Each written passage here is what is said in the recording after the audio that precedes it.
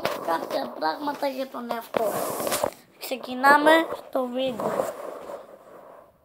Καταρχήν, περιμένετε.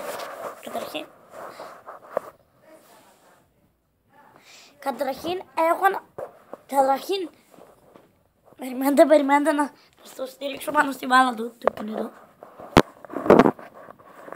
Είναι την μπάλα όμως. Εδώ θα το στήριξουμε εδώ πάνω.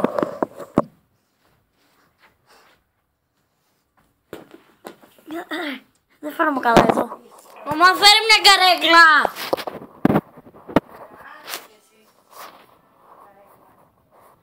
Κοιτάξτε όμως κάτι. Τι θα πονείς μες στο βίντεο, να ξέρεις μαμά. Αφού δεν φαίνεσαι και φυσικά. Τι μιλάω τώρα. Χέγκα. Ξανά το λέω.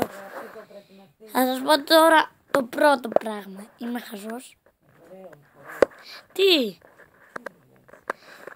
Βασικά όχι. Είμαι καλό παιδί. Δεύτερο πράγμα. Κάνω βλακίες. Είμαι πάρα πολύ